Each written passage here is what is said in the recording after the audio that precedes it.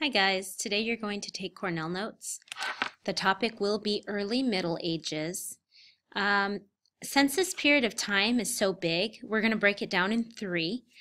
This will be your first little reading explanation on the early Middle Ages, and we will have different ones as we go along, okay? So go ahead, you are going to use your history notebook to take these Cornell notes, and you will see the page number of the history notebook page on haiku. So if you opened this link, next to this link on the table of contents would have showed the page number.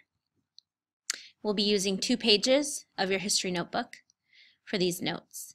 Make sure your topic is early Middle Ages and leave a space for your essential question, which you can go back and write at the end of the notes.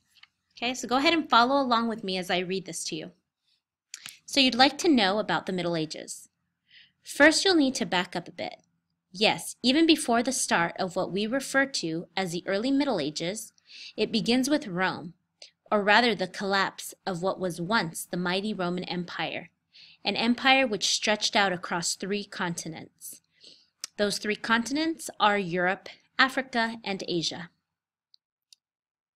Do you know the old saying, with great power comes great responsibility? The Roman Empire had a lot of responsibility, and it was huge, and it saw huge changes during its time, getting rid of old laws and making new ones, adopting Christianity as its official religion, and trying but failing to rule its own empire, which was full of people who had their own cultures and beliefs. The Romans believed these people who call themselves names we might still consider strange, including the Celts, the Franks, the Saxons, the Angles, the Visigoths, and the Jutes, to list a few, to be barbarians. This word, which we now take to mean warlike or unruly people, originally came from the term the Roman Empire gave to anyone who didn't speak Latin or Greek. In other words, anyone who was not Roman. By the year 1550, the Roman Empire had collapsed, leaving only small bits and pieces of its culture throughout Europe, such as the many roads they had built. The important year 550 is what we consider to be the beginning of the early Middle Ages, and lasted until 1000. When you think about it, the Middle Ages were a very, very long period of time, and so it's easier to break it up, these periods of time, into early, high, and late Middle Ages. But for now, let's focus on what was happening during the early Middle Ages. Instead of ruling large areas, the people of early Middle Ages had a more local form of government. They had many kings for many lands instead of one emperor. The Catholic Church influenced how people behaved, and so did the people's own customs.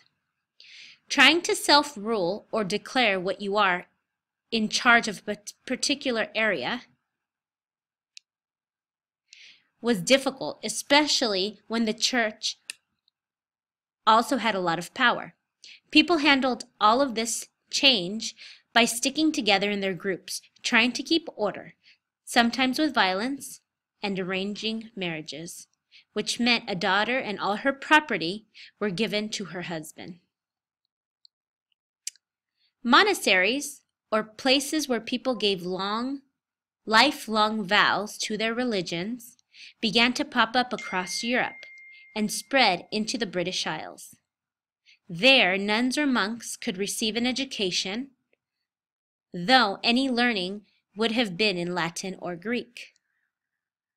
You may have heard of the Book of Kells, which was an illuminated manuscript of the Bible created during this period of time. It was filled not only with religious texts, but beautiful illustrations. So the Middle Ages, though different in its approach to education, was still a creative time and full of great minds. It was also a time of many leaders attempting to create their own empires, much of which fell, partly due to family conflicts and partly as a result of the invasions of the 9th and 10th centuries. These invasions hit Europe from every direction. 3 groups, the Vikings, the Muslims, and the Magyars, not only explored new lands, but caused quite a lot of havoc and destruction while doing so. It took Europe time to start trading, learning, and building again after these invasions. During this period of recovery, several important ideas on how to keep things in control came up. Feudalism, knighthood, and manorialism. Let's break these down and try to understand what each involved. Feudalism was a system of governing people based on loyalty. Let's say that again. Feudalism was a system of governing people based on loyalty. This loyalty went upwards, almost like a pyramid. The lowest class were loyal to the noble classes, the noble classes to the king, and the king was loyal to the teaching of Christianity. The noble classes, often called lords, owned pieces of land, which they received from the king in return of their services to him. However, they needed people to work this land and protect it. So lesser nobles, sometimes called vassals, were given sections of a lord's land. In the end, everything was owned by the king, but it was easier to have a chain of command. The lands given to the workers are known as fiefs. Fiefs, F-I-E-F-S, and could be very small or large enough to hold an entire village. Nobles would argue or even go to battle with other nobles over land, and they certainly didn't want to do any of the real fighting. Knights entered the picture, and becoming a knight raised your status in society and provided you with proper training for battle. Boys started out as pages, became squires, and eventually gained knighthood. However, knights couldn't just go riding around the courtside picking fights. What was known as the chivalric code was created in order to keep knights a set of rules or guidelines to follow, including honoring women and attending church. If a knight didn't follow this code, he faced quite a bit of trouble. Finally, let's talk about the manorialism and how it developed. Remember the chain of command in feudalism, which granted land mostly to nobles and after them lesser nobles. In reality, most of the people weren't nobles at all, but simply peasants. Any peasant who worked the land was still willing to give it to a noble in return for safety and a small portion of their own crops, which was encouraged to do so. And over time, these land-working peasants had fewer and fewer rights and more duties.